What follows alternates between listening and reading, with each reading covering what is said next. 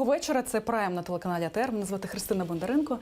Вітаю вас. Міхайл Саакашвілі, наш гість сьогоднішній. Доброго вечора. Доброго вечора. Не можу не почати з того, що сьогодні насправді чорний четвер для кримсько-татарського народу. Чергові зухвалі обшуки у Криму закінчилися тим, що у кареті швидкої померла активістка, учасниця національного руху спротиву Віджея Кашкай.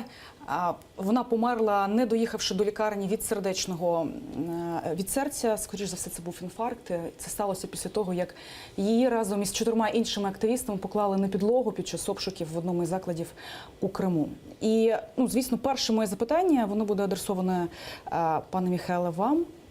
Але я би хотіла отримати на нього дуже коротку і конкретну відповідь, тому що я слідкувала, як інші журналісти, за вашою риторикою, в Україні, зокрема, і в Грузії так само. Чесно кажучи, дуже мало чула від вас про те, як звільняти окуповані території, як звільняти Крим. По-перше, мої співчуття родині загинувшої активістки. І коли перший раз стало відомо, що Росія почала окупувати Крим, я був на CNN, я був перша людина, пов'язана з Україною, яку запросили на головну програму CNN, це Ерін Бернет Прайм. І перше, що я сказав там, я дуже добре пам'ятаю, це те, що головна загроза, окрім всіх інших речей, якщо зараз погрожують Україні регіону, це жахлива небезпека для кримсько-татарського народу. Я дуже гарно знаю росіян, і я точно знаю, що Росія ніколи не може миритися з населенням, яке не буде лояльним. І вони, в Грузії, вони створили 2 етнічні чистки. Це означає, що в Абхазії залишилось десь менше, ніж 15% населення, яке було там до війни. Південна Осетія навіть ніколи не залишилось. І мені здається, що зараз така загроза існує і в Криму. Це перше. Але вони це роблять крок за кроком. Вони думають, що у них є час. А якщо відповісти на ваше запитання, я абсолютно впевнений, що Україна поверне до себе ці території. Але як? Треба, це дуже просто. Коли Україна отримає економічне зростання, коли Україна буде потужна. Ви зараз очікувано ви перейдете до риторики про корупцію і так далі, але я би хотіла все ж таки... Это связано, извините, если вы хотите идти на танк российский, голой части какое-то тело, это одна история. Это дипломатичным шляхом, так? Нет. Украина не может. Россия сегодня, ВВП России на душу населения, на душу было чуть-чуть больше Украины 5-6 лет тому назад. Сейчас это 5 раз больше. Россия 5 раз богаче на душу на одного человека, чем Украина. Не может страна, у которой 5 раз меньше ВВП из-за жадности, тупости, про коррупционность своих элит, говорить и кормить население сказками о возвращении территории. Пока эти будут, у нас не будет территориальной целостности. Это однозначно. Но их будет, их достаточно быстро не будет. Я в этом уверен. Первое. Второе. Украина должна обрести двухзначную цифру экономического роста. Украина должна создать не советскую армию. У нас советского типа сейчас армия, как и у россиян. Украине нужна армия настоящего западного стиля. Это только возможно, где солдаты, где не будет всеобщего призыва, а будет профессиональная армия, но будет всеобщий призыв в резерв. Это 2 разные вещи. То есть человек будет лечащим врачом, учителем, студентом, я не знаю, и он будет резерв. А в армии солдат не будет красить газоны, не будет угождать начальству, не будет работать на его строительство генерала, дачи. Он будет делать 3 вещи. Сражаться, готовиться к сражению и отдыхать. И при этом получать хорошую свободу. Вот когда у нас будет профессиональная армия, когда Украина начнет призыв, и при первом же кризисе в России, при первом же кризисе России, который абсолютно неизбежен. Я никогда не ошибался в своих прогнозах. Я первый из мировых политиков, который сказал, что, по крайней мере, с высокой трибуны, что Россия будет забирать Крым. Вы знаете, я точно так же, как я предсказал, что Россия заберет Крым, точно так же я уверен, что Украина возвратит эти территории. Крым и оккупированные территории Донбасса. Но условиях, когда у нас будет экономический рост, когда в России, когда этот экономический рост и успех Украины будет одним из главных факторов кризиса в России, когда у нас будет готовая армия, а не та ситуация, Так, и когда у нас будет политическое руководство с политической волей, которое не будет каждые полчаса. Вы знаете, когда мы Можна справили я Крым? все ж таки запитаю? Так. Можна я все ж таки запитаю? Дивіться, є два шляхи, так? Так. Тобто є воєнний шлях, ми його відкинули вже щойно, так? Ви сказали, що ясно, А що я ніхто ничего не піде. выкидывал. Є другий ничего не шлях, відкидував. це шлях переговорів. Я ничего не выкидывал. Переговорний Когда процес. Украина будет сильной, у него будут все варианты на столе. Сейчас у нас нет Ну, без коли Україна вариантов. буде сильною, це, знаєте, ну, вибачте за таку порівняння, але це коли рак на горі свисне, Ні, розумієте? ні. Я от від вас, Україна тобто ви буде- бачите Україна буде- переговори, санкції, Ні, що це має бути? Нет, это вы мне говорите, что Украина не будет сильна. Я вам говорю, что Украина будет Звичайно, сильна. она будет Украина обовязково. будет сверхдержавой Европы. Украина не Обовязково. будет попрошайкой, которая сейчас Обовязково. ее изображает наше руководство. Сейчас Украина за что в глазах Запада? Попрошайка, бедная страна, которая все, Шлях санкций? Нет, это комбинация всего. Ни один вариант не исключается. Это санкции, плюс экономическое усиление Украины, плюс дипломатический нажим, плюс кризис в России и плюс, конечно, как вариант использования там, где это особенно нужно, и там, где это даст результаты, использование в том числе правоохранительных и других операций, в том числе с военным элементом. Естественно, но это только после того, как Украина станет сверхдержавой Европы. Украина может, как только не будет этой банды ОПГ, которая захватила Украину, которая довела ее до состояния самой бедной страны в Европе на душу населения. И Украина будет сверхдержавой Европы в течение нескольких лет. Украине будет самая лучшая армия в Европе, я в этом совершенно не сомневаюсь. Не этого образца, нигде каждый раз надо упрашивать. Пане Михайло, можна я зараз теж вас буду? Я просто, можна, давайте так, я хочу давайте. побудувати з вами Давайте. дуже чесну Давайте, розмову, так? В першу чергу. Так. Тут можуть бути незручні для вас запитання, але ви Давайте, знаєте, яка що на правда? цьому телеканалі ставлять питання незручні і владі, і опозиції, правда? і це є робота журналістів. Я привык, чтобы мне ставят тільки незручні запитання, так що давайте. Це дуже добре. В нашій країні незручні запитання владі майже вже ніхто не ставить. Давайте будемо чесно. В нашей власти уже практически все монополизировано. Я не говорю про ваш канал, но я говорю про большие каналы. Про большие каналы у нас превратили ситуацию, когда я был на одном большом канале, говорили про все, кроме дела. Все превратили. Цирк, балаган, славословие, пустословие. Какая-то чушь. Мне казалось, что я вообще попал в какой-то цирк какой-то или там какой-то театр абсурда. У нас главные проблемы, никто не говорит про главные проблемы, все говорят вокруг друг друга, лишь бы не говорить про источник проблем, лишь бы не говорить как их решение. Реально это специальная технология олигархическая, чтобы обдурить народ. Я буду про это тоже говорить, и вы можете задавать любой вопрос. Дякую. Заздалегідь телефон студії. У нас так само є можливість телефонних Так. дзвінків. Я скажу 073 419 41 58. Можете телефонувати, ставити будь-які запитання, які вас турбують, або висловлювати свою позицію. Я повернуся до подій останніх днів. Напередодні з'явилася інформація про те, що вас можуть депортувати вже до Нового року. Ну да, конечно, они хотят... Ви знаєте про це? От, можливо, з власних джерел.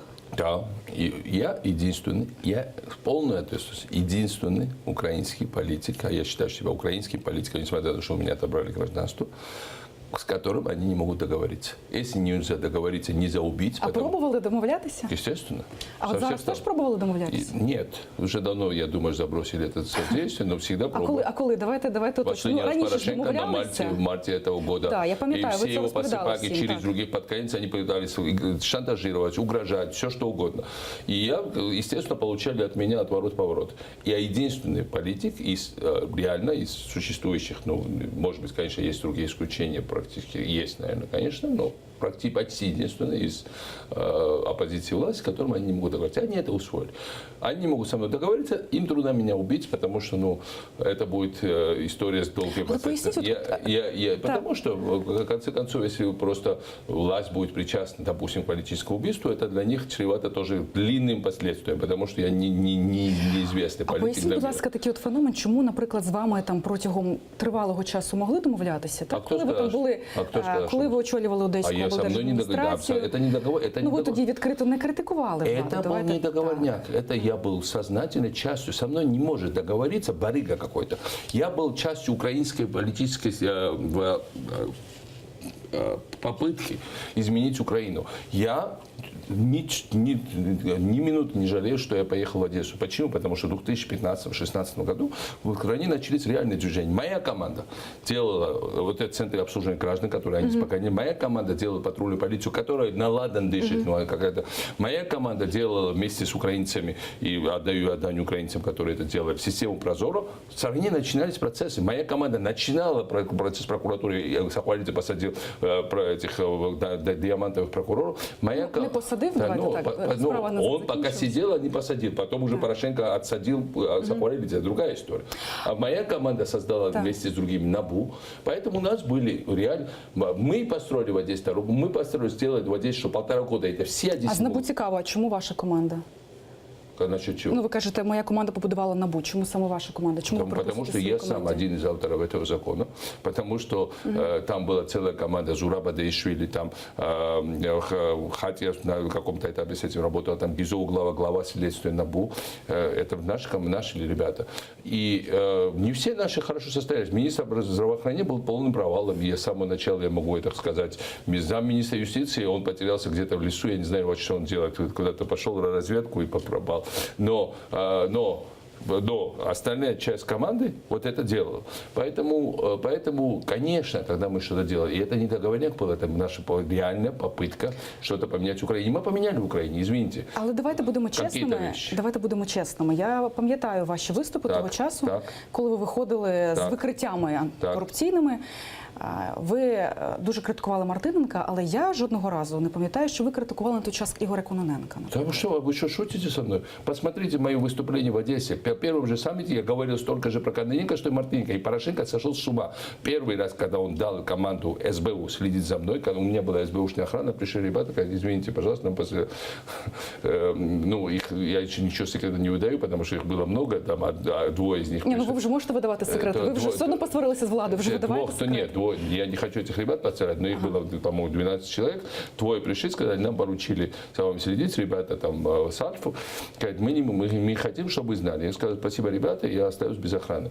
Это в январе 2000, я уже был действующий глава администрации, Порошенко как раз реагировал на то, что я говорил про Кононенко, и говорил не только про Яценюка, я говорил на то, что нужно сменить Шокина, тогдашнего генпрокурора. И не только про них, я начал говорить про Гладковского и так далее. Поэтому это не по адресу. На самом деле можно посмотреть все эти материалы. Это раз. И не просто то, что мы говорили. А когда это разговоры, это одна история. Сахвалидзе был прокурором области. Он зашел на Одесский припортовый завод и взял и обыскал кабинеты не только директора, которого назначил Мартыненко, а также директора, которого назначил Грановский.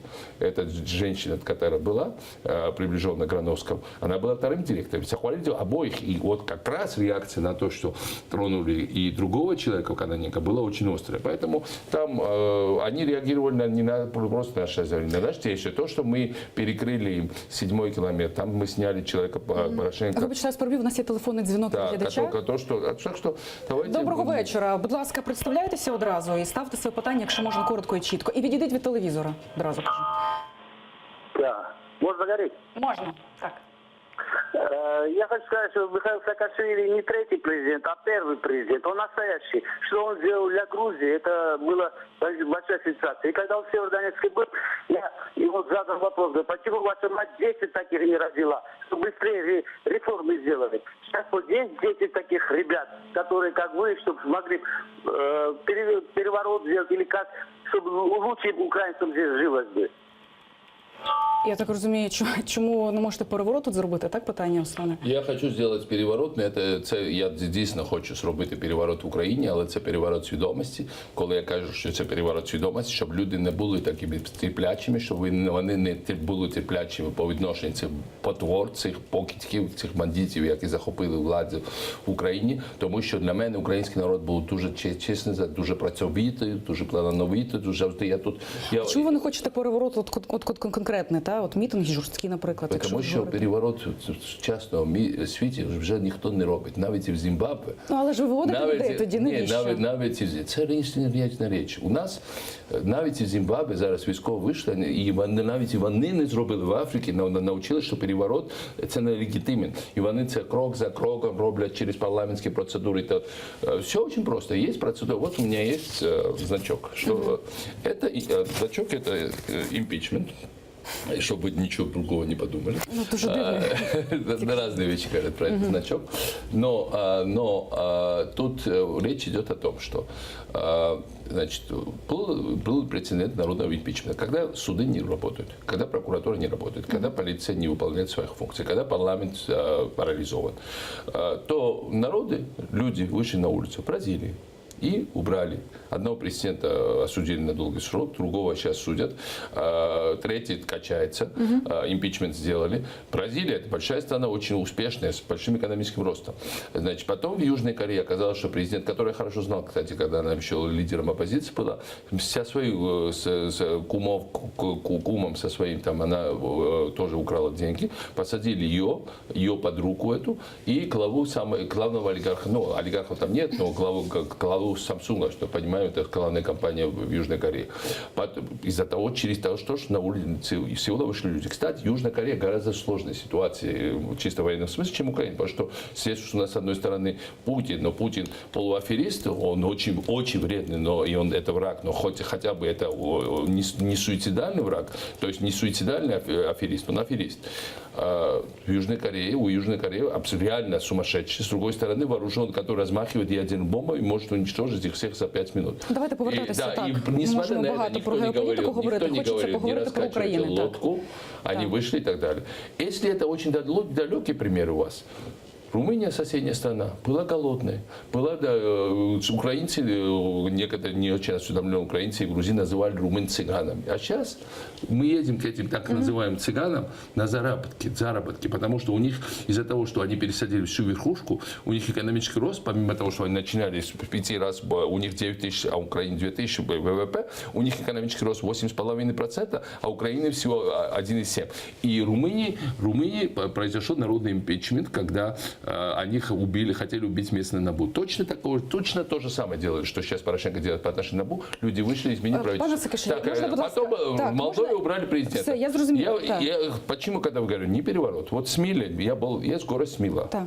Это город 80 тысяч человек, классные люди живут, но там местная больница, где с января нет тепла, где нет зарплат, люди ходят, где нет света. И люди ходят с января вот такие условия, типа лечиться. Из-за местной власти. Не выносится мусор, все говорили про Львов, а там давно БППшная власть, кто будет про нее говорить? И там не было тепла. Люди что сделали? 1, 2, 3 раза собрали. Я зрозуміла. Может, вашим зрителям это интересно. Потом они перекрыли дорогу, пока они не заставили депутатов собраться и отправить мировоззрение. Это переворот был? Нет. Использовали процедуры там. И правда, я тоже... Тобто ви за те, щоб не радикальними методами... Это радикальный метод. А ви за які методи? Можна, будь ласка? Я за мирные, волеизъявления людей, не за то, чтобы дать им возможность ждать до 2019 года и угробить Украину. Я щось не зрозуміла. Можете Импичмент – пояснити? это легальный механизм. Так, Под нажимом народа. 3 декабря люди выходят на первую акцию Так ви сказали за мирне, тобто люди с виходять требованием народного импичмента. Это не Майдан. Мы не будем разбивать в палатах в центре города. Они собираются у парка Шевченко. Они пройдут и покажут, что они есть. Это люди, которые работают, у которых много других дел, которыми... Ну от вони пройшли. Ну дивіться, просто таких акцій подібних, так? Було вже багато у вашому виконанні. В тому, от це у мене питання до вас. Нет, і що? Нет, никогда у нас не было акций устроения импичмента. У вас були різні акції? У нас были акции с поддержкой требования. Але вони нічим не закінчились. Нет, они закончились тем, что они вынуждены были принять закон про выбор в первом чтении. Они закончились тем, что сейчас Порошенко будет вынужден внести закон про антикоррупционный суд. Но одновременно он так и не научился. Он продолжает грабить украинскую армию, потому что его завод продавал и продает БТР в 3 раза дороже украинской армии, чем они стоят. Это дело НАБУ, это не мои сплетни. Потому что его бизнес-партнер, один сказал, Гладковский, это главный кровопийца украинской армии, который реально главный паразит. И это называется мародерством в период войны. Я ще раз до акції, И просто хочу повернутися, тому що поэтому ми и на зараз это показуємо. народ должен среагировать. Если мы это проглотим, если мы просто скажем, давайте до Народний 19 імпічмент, года, що це означає? От это вийдуть означает, что мы 500 скажем, тисяч что людей. у них нет доверия, и на парламент должен проголосовать соответствующее решение. І вони злякаються і підуть, чи як? Они под давлением народа, и при всем том, что у них нет поддержки ни в правоохранительных секторах, ни в армии, ни в целом по стране, какие бы они опросы себе не писали от руки, они вынуждены будут или полностью радикально поменять свою политику, или пойти. И что такого трагичного? В Молдове сейчас убрали президента, и что? Та ні, просто дивіться. Я сам уходил в отставку с поста президента да. после народных акций. Я сам уходил. Я могу посоветовать, как это сделать. Более того, после этого я выиграл выборы.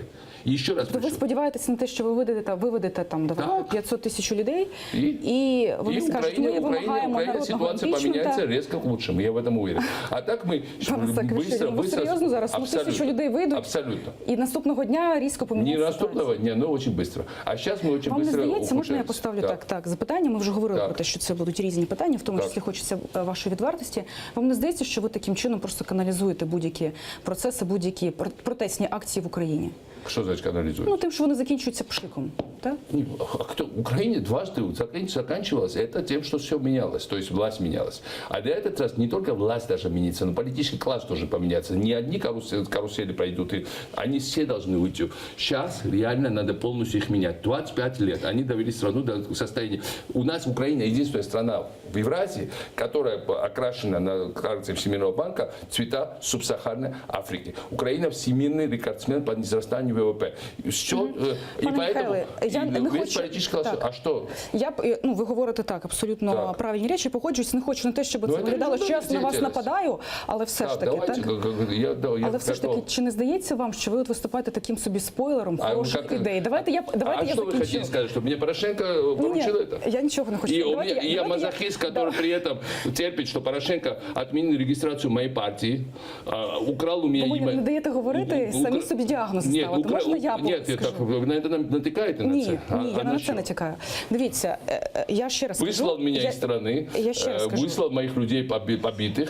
Дивіться, я ще раз скажу, тобто в мене абсолютно І хоче ідентичні мене вислати з страни. з вашим ставленням до влади. Ми так само їх Так. критикуємо, і ви це розумієте як журналіст. Але в мене до вас є так само багато Так. запитань. І я повернуся до них все ж таки. Давайте. Коли я говорила про спойлерство, я говорила про те, що давайте згадаємо антикорупційний форум, так? Так. Гучне. Так, так? и они привели, Де? они дали результат. Мы убрали Яценюка. Наступне прорив. Давайте не будемо говорити, що це закінчилося тим, що ви Мы прибрали убрали Яценюка. Яценюка и Гудчукина. А что, а чем это неправда. такое? А Ну, чем це это? неправда. А что Ви Яценюк? лукавите, пане А что значит Саакашвілі, лукавить? це неправда. Результат, а что, Яценюк премьер? Яценюк не прем'єр, але це не відбулося не тому, що ви провели 2 форуми Не в два Києві, в форума, не Харкові. два форума. Мы провели 12 форумов. 12, Нет, это не может стать если вы не результатом. знаете. И везде было очень много людей, Пане Михайло. и они реально перепугались. У Яценюк не собирался никуда уходить, Мартыненко не собирался уходить из парламента, Шокина точно зубами за него держался Порошенко. Единственное, что мы не довели до конца, и это было, может быть, моей ошибкой, но это в основном из-за того, что Порошенко просто уперся, это когда Яценюка уже не было в премьерах, и когда вся эта область серьезно дестабилизировалась, у Порошенко было два выбора. Или пойти на договорники, там перешить вот эту порванную материю и ужасное, и прикрыть свое голое тело, не свое, а в общем власти. Или просто все к черту порвать и что-то новое сделать и пойти на выборы. Он выбрал первый вариант. Вот тот момент надо было нам дожимать. Он выбрал первый вариант, привел Гройсмана. Гройсман договорился опять со А старым... як би ви дожали? Надо было нам еще больше расширять это движение тогда. Не надо было нам успокаиваться. Но у людей тоже возникли какие-то ожидания. У меня, кажется, тоже какие-то... Давайте я поставлю по-іншому запитання. Скажіть, будь ласка, чи правда, що до 17-го числа, коли до 17 жовтня були більш жорсткі вимоги до влади, Так. а потім вони трансформувалися в якісь дуже оптичні і С самого загальні? начала гражданские активисты имели три требования. В тому числі ви на початку обговорювали імпічмент. Нет, снятие недоторканности. Нет. А я мог... Не были жесткими, нет? Когда говорили, что в 17-м мы пришли поддерживать это снятие недоторканности, антикоррупционный суд и виборче законодавство. Це було... Чому? Тому що всі домовились про це. Я б хотіла знати, що я маю на увазі. Те, що я мав на увазі Так. окремо, це окремна історія. А люди, які, тому що ми хотіли діяти разом і спільними зусиллями це робити, всі інші не були готові йти більш радикально. Вони казали, нас задовольнити, якщо це буде прийнято. Ми не готові зараз йти А проти... у вас були більш радикальні від початку настрої, так? Ми не готові йти проти А у ваших Порошенка. партнерів ні. Ні, і я був готовий на тому етапі йти разом з партнерами і казати, добре, ми вас підтримуємо, це ви призначаєте час, вони призначили ранок там... Чекайте, тобто у вас були, ну от ви зараз сказали, Так. тобто у вас були жорсткі вимоги, Ні, в тому ні. числі і, ну там, і імпічменту не було. Ну, але були жорсткіші, ніж... Ні, так, було, щоб Порошенко мав продати свій бізнес. Було те, щоб треба прибрати... На якому етапі зникли ці вимоги? Чи правда, Ні, можна я зникли, продовжу? вони не Можна я вони чи не правда, зникли. що вони пом'якшилися після певного втручання, скажімо так, дипломатів? Каких дипломатов? Нет. Я Михаил Саакашвили, я не боюсь никаких дипломатов. Кто такие дипломаты по сравнению со мной? Какой-то дипломат мелкий будет мне указывать, что... Кто он? Ви знайомі з Куртом Волкером? Можна Нет, я? конечно, мой друг. Мой друг. Тобто це правда? Никогда я с ним не обсуждал никаких тем. Это мой друг. Ні, давайте тоді я просто Так. так Это хаотично. мой друг многолетний. Ви з ним спілкуєтеся, Так. так? Ви з ним на зв'язку, так? Это многолетний мой друг. Даже Курт Волкер – це спецпредставник Сполучених Штатів в когда Україні. он был послом, когда его не было посла, когда я был президентом, не было президента, это давняя дружба. И в том числе в Америке, когда и он был безработным, мы общались, это давняя дружба. Но Курт никогда не позволит мне указывать, что делать. Вы должны понимать, я человек, который... Вы ему звонили, Нет, я сейчас человек, по который кордону? было сделал, когда поднимал голос на Буша, когда это нужно было, я кричал на Буша. Я человек, который не послушался Обамы, когда они говорили, что примите все требования России по Всемирной торговой организации. Я не тот человек, которого какой-то второй секретарь какого-то посольства может что-то указывать. Мне не надо ни с кем путать. Я Михаил Саакашвили. У меня есть мировое имя и отдельная позиция. И она, конечно, совпадает во многом с вашей позицией на Западе, но я не являюсь ничем агентом, ничем представителем, ни под какую дудку я никогда не буду плясать. Если я еще посчитаю, что интересы Украины противоречат, в том числе интересам каких-то наших друзей, как на том этапе, например, по валютному фонду, подписала и резко позорное соглашение, кабальное, что если у Украины будет больше 4% роста, то, значит, она должна выплачивать только внешний долг. Это чисто колониальное соглашение. Она сейчас, конечно, получила хорошую работу там в Америке, все, и у нее хорошая репутация. А Украине она стала колониальное наследство. Вот я бы никогда, первое, что мы сделаем, когда придет власть, и я сказал, что я готов быть премьером, вот первый мой акт премьерства будет А ви це як вирішили, що ви станете прем'єром? отменить это соглашение. Но при всем этом не Про надо... премьерство. При всем, это, извините, сейчас закончу. При всем этом не надо с нашими соседями ссориться без права. Порошенко ухитрился переругаться с Польшей, Румынией, Венгрией, Сербией, сейчас и с Европейским Союзом по поводу антикоррупции, с Беларусью. И мы не можем, да, эти страны не идеальны, да, некоторые могут быть большие претензии, но не может Украина себе позволить, когда у нее есть главный враг, перессориться со всеми соседями. При всем этом, что надо защищать свои позиции, при всем этом, что я считался самым близким союзником Соединенных Штатов в регионе, я всегда, когда считал, что в нашей маленькой Грузии интересы важнее, даже мог поднять на них голос, на конкретного чиновника, и они всегда это больше уважали. Никто не уважает просто раболепие. Раболепие там происходит там, когда ты знаешь, что на тебя много компроматов, у тебя столько офшоров, эти офшоры в любой момент могут раскопать и тебя посадить. Так, От дзвінок від глядача у нас є. Будь ласка, представляйтеся, називайте звідки, ставте питання. Здравствуйте. Приветствую вас в студии. Как меня слышно? Да, вас чути. Будь ласка, ставте питання. Замечательно, замечательно. Я хочу поприветствовать еще раз господина Саакашвили и сказать, что от успеха постреволюционной Украины зависят все изменения и во всех других странах СНГ. Безусловно, этот успех не может не зависеть от идеи и вообще в целом личности Саакашвили. И теперь у меня вопрос конкретно к господину Саакашвили.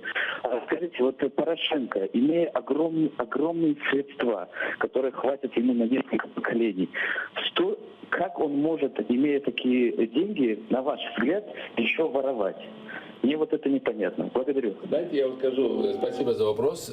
Ну, во-первых, воровство – это черта характера в целом, они просто не зависят от состояния, это раз. честный человек, всю жизнь честный человек, и вор один раз ставший вором, он не прекратил. Это история на то, что человек и так миллиардер, и он не будет воровать. Это полная чушь. Почему? Потому что он там, да, например, он видит, у него миллиард, а его соседа по конче заспа 2 миллиарда. У него яхта за 70 миллионов, у того новая яхта за 200. У него один самолет, у того 2 самолета. Он ночью не будет спать. Это мы с вами думаем, что у нас будет, например, $1 миллион, и мне хватит, и всем соседям хватит, и родственникам и так далее. Они иначе думают. Это первое. Вторая история. Это неверие в будущее страны. Это гораздо более психологически важно. Когда я стал президентом Грузии, Грузия была очень бедной страной, 2 раза беднее, чем Украина по ВВП, а по ППП, это покупательная способность 3 раза беднее, чем Украина. Но Шеварднадзе, мой предшественник, был самым богатым человеком в стране. У него была компания «Мобильная связь», практически монополист. Ну, там она была главная. Она стоила $250 миллионов.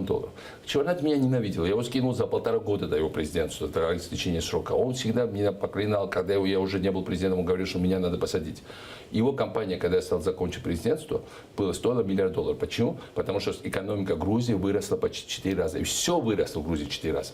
Если бы я был, как Порошенко, бизнесменом вначале, если бы у меня $100 миллионов было, например, как у него есть миллиарды, то я бы все вложил в Грузию. Потому что почему? Потому что, во-первых, Грузия быстро росла. В Грузии на каждую вложенную копейку гораздо больше можно было взять. Плюс, я знал, что я его развивал. Да, я же приходил, говорю, город Батуми, говорил, что здесь квартира будет стоить 50 раз дороже. Я мог туда скупить 10 тысяч квартир и стать очень богатым, а что 50 раз выросли цены на квартиры. Я же заранее это знал. Я вам расскажу, как я себе повредил этим развитием. У нас, когда российское эмбарго было на вино, я поехал в Кахетию, в винодельческий район, и люди были в страшной депрессии, они сразу потеряли рынок, они только в Россию продавали вино. Тогда в Украину почти ничего не шло. И я думаю, давай поддержу, давай сейчас вложим эти деньги. Тут, кстати, это не американские деньги были, в отличие от каких мифов, это были наши деньги за счет что мы уже перестали красть, бюджет увеличилось, налоги понизились, и мы начали там развивать инфраструктуру, канализацию, газификацию, там 3 искусственных озера. Перепрошую, що перебуваю, можна трошечки? Давайте, я бы рассказал. Коротше, бо є питання. Я купил виноградник, который стоил полгектара $15 тысяч. Ну, моя зарплата, это была 3-месячная президентская зарплата. Я это купил, мне понравилось, там классное вино, супер пища, очень красивое место. Давай куплю еще полгектара через несколько месяцев. Они говорят, это уже 40 тысяч. Я говорю, как? Ну как-то тут канализацию провели, дороги провели, все развитие было. Это ж мы как в городе живем. Ну ладно, 40 тысяч. Когда я заканчивал президентство, там был туристический бум. Они начали продавать вино, вино подорожало 4 раза. Я пришел, говорит, сколько стоит? Я хочу еще полгектара. Сколько оно стоит? Они говорят, больше $100 тысяч. Я говорю, как?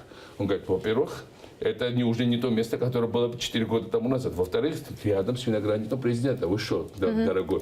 То есть, вот я стал жертвой успеха Грузии из-за моего мотива. Я ее больше не купил, это был гектар. Зрозуміло. Остался при 1 гектарі. Так, пане Михайле Саакашвілі, я знаю, що ви дуже любите говорити про досвід свій в Грузії, але я хочу повернути вас... Давайте про Украину говорить, но это все связано. Так. И поэтому, почему говорю, при всем этом Порошенко вкладывает деньги в офшоры за границу. Почему это иначе? То есть он настолько не верит, что Украина будет развиваться, что он находит то Панаму, президента, который, кстати, посадили, он был лучшим другом Америки, его посадили, значит, из Америки выдали, арестовали в Америке и выдали обратно Панаме несколько недель тому назад. Почему? Потому что он был связан с коррупцией. И он следил, кстати, за политическими оппонентами, собирал на них компромат. Мне очень знакомая история, когда мне угрожают, что на меня они собирают компромат. Я предупредил, что история Мартинелли, она очень показательная история. То он на остров Мен едет, то есть он настолько не верит, что в Украину можно вложить эти деньги, он хочет там вложиться и там зарабатывать. Вот и вся история. Так, але вона... А сейчас, если у нас будет... И на этом я хочу сказати, що тут я в хочу студії є я, пане Саакашвілі, тому що я можу просто вийти, ви можете говорити з камери, правда. Давайте, я буду ставити питання. Дякую. Я хочу повернутися до Курта Волкера. Так. А ви сказали, що ви з ним добре знайомі. У мене одне коротке запитання, ви коротко відповідаєте, йдемо далі. А ви йому дзвонили, коли під час перетину кордону? Нет. Нет, но я с ним до того общался, когда мне гражданство лишили. Значит, он первый позвонил, очень интересовался, что и как, и так далее. И после этого иногда мы переписываемся, и так, да. Напередодні прориву був дзвінок? Була розмова із ним? Нет, да, напередодні у меня был Дэниел Фрид, это бывший, он до марта работал за помощником госсекретаря, он был в администрации Обамы и Буша. Он приехал, он был ответственен за санкции, приехал в Варшаву ко мне домой пить чай. И, как раз мы попили чай, я поехал на границу. И он сказал, что у меня много друзей в Вашингтоне, что он меня любит. Мы вспомнили старые дела, но опять-таки, конечно, мы не говорили про переход границы. Это мое личное дело, мое решение, мой политический шаг. Вот и все. Я возвращался в Украину. Кто может меня указывать, возвращаться или нет? Все ж таки, погодьтеся, ви пройшли кордон доволі вільно, скажімо так. Абсолютно нет. Тобто Нет. було дуже багато розмов про те, що вам допомогли і так далі. Могло все закінчитися набагато гірше. Як можна ми це це назвати розуміємо. вільне, коли вони взяли в заручники цілий потяг? Коли вони... Я кажу саме про прорив кордону. Так, вони взяли цілий потяг. Кордону прорив. Так, прорива не було, ми повернулися до України. Друге, вони... Як це не було, якщо ми бачили, як активісти проривали кордони, проривали... Вони пригнали не кордон, вони пройшли прикордонників, але ми були вже на території України. Я хочу вам нагадати. Вони зробили, вони пригнали всі ці спецпризначенці, космонавтів, вони зробили це замінування, вони все робили, щоб я не повернувся до України. Це всі бачили в прямому ефірі. Як це можна назвати? А що, ви хотіли, щоб вони ще стріляли? А всі інші речі вони зробили. А що вони ще могли зробити? Це не моє питання, це скоріше я до вас маю поставити. Вони ще могли стріляти. Але не стріляли. Не стріляли, а це заборонено, до речі, стріляти. Це заборонено, хоч у них були автомати проти інструкції. І друге, вони могли організувати там штовханину через використовування газу, але це б привело до людських, дуже багато загибло, тому що там було дуже багато людей, занадто багато людей для цієї території. Це штучно було зроблено, і це б привело до, якщо б це случилось, зараз ні Порошенко не був президентом, никто бы, если бы там погибли люди на Шенгине, это с огнем не было бы сейчас этой власти в Украине. Люди бы просто их стерли. Поэтому не надо их говорить, что есть конспиративная теория, что мы договорились, они вас пропустили. Их бы сейчас никого не было. Если бы одна газовая шашка была сброшена, я там был, я видел, там было 20 тысяч людей на такой маленькой территории. Это не наши сторонники были только, наши сторонники было несколько тысяч. Это люди, которые целый день стояли в очереди. З вами там була низка українських політиків, опозиціонерів, так? А де вони зараз всі? Я за ними не слідкую. Юля Тимошенко, я бачу, що вона в Брюсселі зараз, а всі інші я не знаю. А вам не здається, що ви зараз схожі на такого собі, знаєте, українського Олексія Навального, який там скаже, коли ви мені знадобитеся, я вас покличу до себе, так? Поки ви мені не треба, я вас не буду до себе кликати. При всій повазі чи доповазі до Навального, це давайте не чіплятися за особистості, ми будемо абсолютно інша чіплятися за людина форму. і з іншим досвідом. І За логіку в давайте. яких речах він може більш талановитий, ніж я, але у мене є багато більш досвіду во всьому іншому. Так що, це Росія, це інше. Для мене, я Росію не зовсім розумію до кінця. Але давайте ми про логіку поговоримо. так. Да? Тобто логіка така, ви кличете союзників тоді, коли вони вам потрібні, так? Ні. Вони нам всі завжди потрібні, але це не самоціль. Можна я продовжу все ж таки? От вам не здається, що такий політичний егоїзм – це такий шлях в нікуди трохи, ні? Ні, я думаю, що главный мой союзник – это народ Украины. Нам надо полностью, это для меня это не пустой звук, это реально единственный союзник, на который я рассчитываю. Они меня перевели через границу в первую очередь, они политики, хотя я очень благодарен всем политикам, которые Тобто ви не збираєтеся ні з ким об'єднуватися надалі? Нет, это неправда. Я объединяюсь со всеми, с удовольствием. Давайте со всеми уточнювати. Нет, со всеми, кто не участвовал в договорниках и сделках, кто не был частью политических систем последних 20 лет. У мене дуже багато до вас запитань. Нет, таких людей... Починаючи від Юрія Дерев'янка. Яка проблема? І що Дерев'янко? Ви знаєте, наприклад, тобто ви про нього все знаєте? Що Дерев'янко? Ні, давайте згадаємо, так? Я маю знати про Дерев'янко, що ви знаєте, а я не знаю. Ви позиціонуєте себе як борець з корупцією, так? І що? Дуже просто. Юрій Дерев'янко, можна я все ж таки продовжу, так? Якщо б ви цікавилися, я думаю, що ви мали б цікавитися його біографією. В 2010-2014 роках були перевірки КРУ в Мін'юсті, Міністерства Так, юстиції. так. Про це дуже багато писало «Дзеркало тижня». Ви ж Так. довіряєте Так, газеті так. «Дзеркало тижня»? Ні, я не довіряю жодній пресі. Окей, вибачаюсь. все, да. Я Все. думаю, что большая Да. украинская пресса полностью Все. продажна. Прямо давайте будем говорить, как я. Ну, мы не Олигархично, продажны, продажно и давайте служит так. конкретным интересам. Юрий Все. Мостовой я очень уважаю. Все, так. Но там тоже разные журналисты, и там тоже можно купить, насколько я понимаю, пространство для статьи. Так что... Так, отже. Так от, була викрита схема оборудок з державними Так. електронними реєстрами. І що? Так? Можна я все ж таки Так. продовжу? В чому вона полягала? Так? Так. Ми зараз, я думаю, покажемо цей документ. У тому, що з 18 державних реєстрів, які адміністрував, Так. на які інформцентр Так. при Міністерстві юстиції, власності держави перебувало тільки 3. И- Так. А решта належала приватним компаніям. Так. Одна із них Art-Master. Прошу Так. запам'ятати цю компанію. Так от, Art-Master разом із 3T, так, уклали угоду на користування програмною продукцією без проведення тендерів. Це перше. А друге, за авторську винагороду, за що компанія Art-Master отримала від держави 126 мільйонів гривень. Це в 4 рази більше. Ну, тобто, фактично, це така от корупція. Дерев'янко А тепер про ким Дерев'янко. був? Серед співзасновників Так. Art-Master, Так. про це писала «Українська правда» і багато просто, Так. був Юрій Дерев'янко, І що? який на той час йшов до парламенту на вибори 2006 року від партії підприємців і промисловців України Так. за списками, але він був одним із засновників цієї компанії. Так. Вы будете державным службовцем? Ні, він не був державним службовцем. Все. Тобто він отримав роялті від держави в 4 рази. Слухайте, це Вот какие правила установили для бизнесменов, так они работали. Для меня критерий... Пане Михайло. Нет, не Ну, надо сейчас подметить. Ні, Не це надо. підміна Бизнесмены понять. Тобто играют... ви виправдовуєте людину, Ні, яка ні, за часів ні. Віктора Януковича наживалася Нет, на державному бюджеті. нет, А нет, як вы сейчас це? подменяете понятие. Ні, я не підміняю. Нет, Я абсолютно зараз подменяете. оперую фактами. Абсолютно подменяете. Я вам прочитала Почему? фактаж, і Нет, я питаю вашу А я думку. же на ваш фактаж отвечаю. Ви кажете, що він бізнесмен. Вот по каким правилам назначали бизнесмена, по таким они Слушайте, играли. він виграв без тендеру. Любой бизнес будет работать по тем правилам, по которым им назначают державный службовец. Для меня Деревянко, политика начинается там, где Деревянко попал в парламент. Ни одного голосования не было. И можно давайте говорить про его голосование, где он хоть раз, а я очень внимательно Ви прочитал, завжди кажете про те, що у вас в команді мають бути люди, які ніколи не були на схемах. а вы не было. Не А было. що це таке? Еще А що раз це говорю, було? схемы я только А що це як не у схема? государственных служащих, и только у парламентариев, и только олигархов.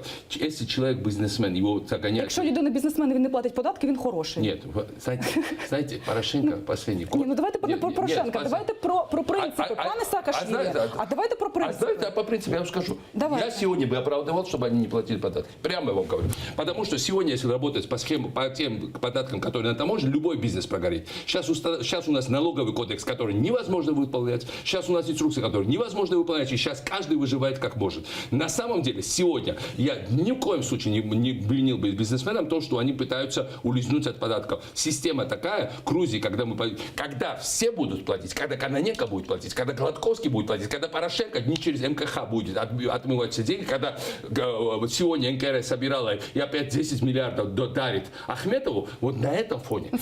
На этом фоне переходить на... Деревянко 2 года уже что-то ищут, или год, и ничего не могут найти. Для меня Деревянко очень конкретно. Каждое его голосование было против олигархов. В парламенте каждое его голосование, каждое его выступление. Он первый, который посмел внести закон про импичмент президента. Это человек, который не отступает от своих принципов. Все. А если бизнесмены загоняют такие условия, сегодня, извините, какой из бизнесменов не нарушает сегодня порядок? Все. И потому что сегодня по правилам жить невозможно. Эти правила установлены для того, чтобы их нарушать, а потом их шантажировать на нарушение правил. Но при этом Деревянко искали и ничего не накопали. Вот и вся история. Поэтому вы можете показывать... Він не просто бізнесмен, який не платив податки. А вы только что это сказали? Ні, А він що? не просто бізнесмен, який не платив що? податки. Він отримував роялті від держави. Так? І ще Тобто раз, він і ще був раз, однією і ще із раз говорю, компаній, і ще раз яка говорю. Щас- безпідставно виграла тендер Кристина, в державного, извини. в Міністерства юстиції. Это ложь. И я вам скажу почему. Сейчас носят бюджет страны, где 47%. Та при чому тут бюджет? Він про Дерев'янко, пане Саакашвілі. Причем? Вы хотите говорить про систему в стране или вы хотите Я говорить хочу про... говорити про принципи. Нет, Просто давайте, все. мы сейчас Я говорим, хочу- давайте, можна я скажу если вы так? хотите, чтобы я ушел, пожалуйста, говорите. Я хочу разговаривать с вашим зрителем. Вы можете, пожалуйста... Ну, тобто ви зі мною не хочете говорити? Ну, от камера, говоріть зі глядачем, так теж не можна. Ні. Не надо со мной Я не таким хочу з тоном, вами- не надо я со теж не мной хочу з таким вами тоном сваритися, разговаривать. пане Саакашвілі. Дайте мне разговаривать с Ласка. зрителем. Я перепрошую. Не надо со мной с таким тоном разговаривать, Кристина. Я вас Не просто надо со спитала мной, про не Дерев'янка, надо со я мной про с таким принцип. тоном разговаривать. Дайте мне закончить. Пане Саакашвілі, Вы ну, пока что не говорите кричіть больше на мене. меня. Вы говорите больше меня. Пане Саакашвілі. Вы говорите больше меня. Дайте мне закончить. Вы, если вы меня пригласили, если вы хотите говорить больше меня, пожалуйста. Если вы мне дайте 3 минуты, дайте мне закончить. Дивіться, ви зараз просто не праві, я просто поясню. Дайте мне еще раз. Можна я Вы поясню? сейчас, Кристина, вы хотите скажу. меня проучить? Нет. Нет, дайте мне разговаривать, можно я дайте скажу, мне, в чем вы дайте не мне правы? досказать, дайте мне досказать. Можна я скажу? Дайте мне досказать. Нет, дайте, я вас достаточно слушал. Сейчас вы послушайте меня. Але в цій студії господар ведучий. Це просто так. Еще Так. раз говорю, ведущий не для того, чтобы только вы разговаривали. І я ставлю Вы очень запитання. симпатичная девушка, но я не Причем буду тут терпеть, симпатичная девушка? Давайте без я не сексизма. буду. Я ставлю питання в цій Я не буду студії. терпеть, чтобы І только ви- вы разговаривали. Давайте мне сейчас поговорить. Ви не даєте Не мені надо сейчас. ставити Вы что питання. думаете? Пане Вы Михайло, хотите слушать меня или нет? Я вы, хочу вы вас меня для чего послухати. пригласили? Вы меня для чего приглашали? Чтобы не слушать? пане Михайло, Вы или мораль мне читать? Дайте мне поговорить. Вы для ваше чего меня? Вы, оценочное еще раз суждение. говорю, время проходит. Вы для чего меня пригласили? Вы хотите, чтобы я сказал? ви дуже поводитеся Вы нечемно в хотите цій что-то студії. сказать, чтобы Не я кричіть сказал на мене вашим в цій зрителям и студії. вам? Так Ні, от, для того, я- щоб ви сказали мені, я тут ставлю. Дивіться, я просто поясню прості принципи. Нет, еще раз говорю, я хочу, Прості принципи полягають у тому, що ведучі, ну тобто ведучі, я хочу установити, я правила, теряю і ми время. підемо Не далі. хочу я ваших олигархических правил. Дайте мне Які закончить. олігархічні правила? Ну, пане, На 5 канале, который вы учили, дайте мне закончить. на п'ятому каналі. На 5 канале я понимаю, что у вас Работаю. школа. Дайте мне закончить. Будь ласка. Окей, будь ласка, але це не гарно. Извините, нет, извините, я не буду ведущий 5 канала сейчас, чтобы меня проучать. По-перше, я Но, ведуча п'ятого каналу вже як мінімум років 5. Хорошо, все, дайте мне закончить. Будь ласка. Сегодня ввели бюджет, где 41% всех государственных, все деньги, которые изымаются из экономики, идут государству. Это означает, что практически каждый второй украинский бизнесмен, чтобы хоть что-то зарабатывать в жизни, должен иметь дело государству. Это катастрофический бюджет, это бюджет рассчитан на воровство, это схема Народного фонда вместе с БПП, который провел Гройсман, по которому они увеличили пассивные расходы. При Януковиче они были 27% по дому государственного бюджета, и сейчас они 41%. Это означает, что они загоняют всех государственные программы.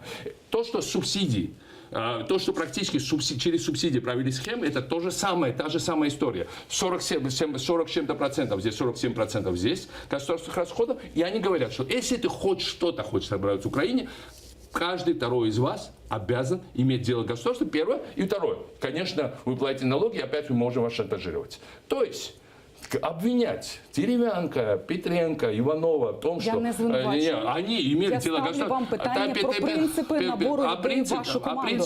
Якщо ви Дерев'янко порядочний якщо ви чоловік. декларуєте, що ви нова сила з новими обличчями, Так. то в мене до вас будуть адекватні запитання, Так. як журналіста Так. і як звичайного громадяна Так. цієї України, цієї держави. Тому, будь ласка, ви дуже сильно емоційно реагуєте, але це питання, яке вам буде ставити не тільки я, але і на моей більшість эмоциональности не людей. надо ссылаться. Знаете, я гораздо более спокойный, Друге чем народ запитання. Украины, которым набридла Це олигархическая правда. Я пропаганда. погоджуюся, що людям набридло, але люди хочуть нові посіпаки обличчя власті, в і тому числі, правила однакові для всіх.